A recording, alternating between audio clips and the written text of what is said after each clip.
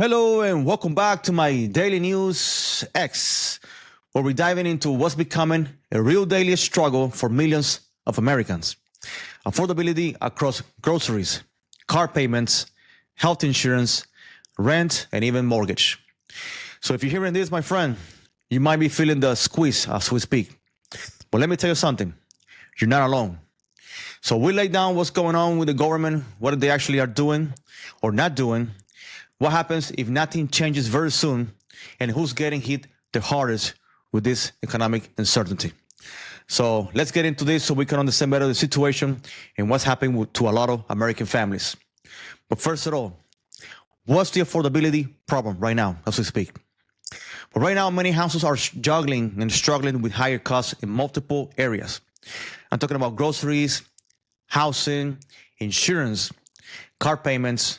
So inflation is very complicated right now. We have tight supply chains and very high interest rates. And all of this, believe it or not, my friends, it adds up to your budget. So on the housing, for example, the Bipartisan Policy Center says millions of households pay more than half their monthly paycheck just towards rent. On the healthcare side, a recent study shows that nearly half of the U.S. adults struggle to afford healthcare, skipping care, prescriptions, and even paying late.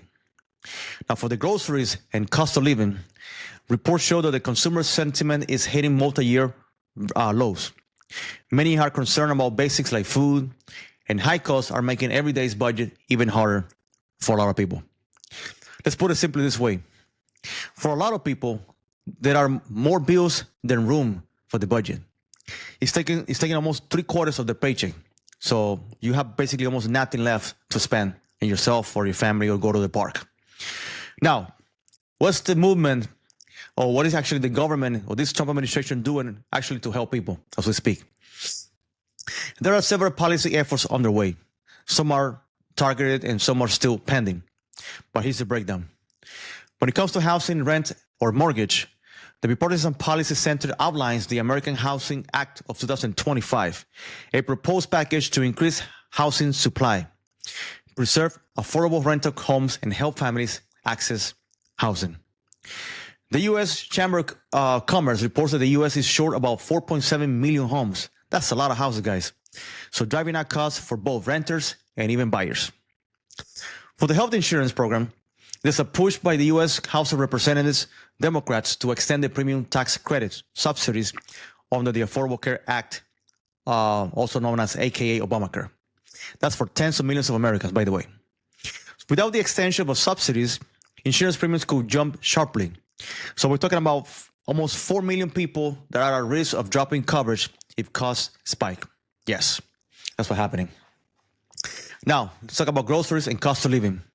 According to new reports, the White House and lawmakers say they're focusing on affordability. New trade frameworks, tariff changes aimed at reducing grocery and commodity costs. Also, let's not forget that they passed some previous stimulus relief tools from prior years, because the American Rescue Plan Act of 2021 provided those expanded tax credit and assistance to food, insurance subsidies, and so on. So yes, I mean, there are things in motion, but many of these are either proposed, expire, or yet to fully take effect, meaning many people are still waiting for some type of relief very soon. Now, what can we expect in the next couple of months if nothing gets done? So let's imagine ourselves and let's get the picture of what happens if nothing happens or this administration doesn't do anything for the American people. On the health insurance side, if subsidies under the AKA expire, many households could face large premium increases, meaning many more people may skip coverage or face financial shocks. Yes. On the housing side, without the new supply or support, rents and mortgages may continue rising, meaning more households become cost burden. And a lot of people are spending a lot of share of money or income on your own housing, taking more into toll. On the grocery side or cost of living, without policy action to easily supply or trade costs, households might face continued or rising prices for essentials like food, energy, or even insurance. So the cumulative effect, more households might cut back on other vital spending, like savings, healthcare, education, or you can go deeper into debt. Financial stress could grow, consumer confidence drop, and that could impact broader economic stability. So in short, the window for action is relatively narrow if meaningful relief doesn't materialize, and many families could be pushed closer toward financial precarity. Yes. Now, let's talk about who's being hit the hardest in this crisis. What income thresholds are most affected by all this? Households with lower to moderate incomes, those earning enough not to qualify for deep safety net help, but not enough to absorb big cost hikes very easily. For example, many subsidy programs and tax credit target families under a certain percentage of the federal poverty level, also known as a FPL. So research shows that people below the 200% margin of FPL are very sensitive to health insurance cost changes. On the housing side, a survey found that 76% of Americans believe housing affordability is actually getting worse. And this spans urban, rural, and suburban settings as well. Let's not forget about the healthcare, my friends, because older adults from 50 to 64, actually this year, they saw a sharper drop in ability to afford care. Yes, especially the premiums and some of the expenses. So if your income is modest, meaning, for example, you're making $30,000 to $60,000 a year, depending on the region, of course, your family size, you're more likely to feel the affordability stress than someone making well into six figures or more. And renters and lower middle class homeowners are especially vulnerable to all of this. Now, what can you, the listeners of this podcast right now, 18 to 65, do or keep an eye on in the next couple of days or next months? Because this affects you, believe it or not. And here are some of the key points you need to track. Keep track of the policy developments. Watch for legislation on housing like the American Housing Act, extension of health insurance subsidies, trade or tariff changes affecting food prices. Number two, budget and awareness. If you're managing groceries, car, insurance, rent, and mortgage, keep tabs on what percentage of your income this goes to your consumable.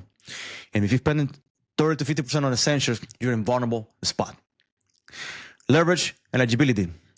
If you're in a moderate income bracket, see if you qualify for subsidies or tax credits like the health insurance marketplace or housing assistance or SNAP benefits. Prepare for uncertainty because some policies are in the limbo. If it might be wise to build a small buffer if possible or cut down essentials or save where you can, whatever you have. Advocate and stay informed. Very important. Since these are systematic issues, staying informed and participating, for example, contacting your representatives or supporting local affordable housing efforts, believe it or not, they can make a lot of difference over time. All right, guys, just to wrap things up with this podcast and get it done.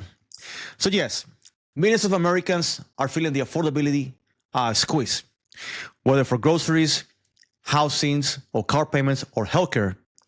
The government is responding in certain areas like housing, supply, insurance, subsidies, cost of living initiatives. But many big relief pieces are still pending or uncertain. If nothing changes soon, the stress will deepen. Higher premiums, more cost-burdened households, and greater risk of skipping care or falling behind on housing. If you're listening to this, my friend, you are in the target age range of 18 to 65. This matters to you, believe it or not. Whether you're just starting out, mid-career, or near retirement, this cost pressure hit across the board throughout, especially those in lower and moderate income brackets. Thanks for tuning in into this episode of my Daily News X. I would love to hear your story, guys. How you're managing, to cope in this economy, what you worry about, and what we'd like to see happen in the next upcoming months. Until next time, keep informed, stay engaged, and take care of you and your household. Thank you for coming, and have yourself a great day.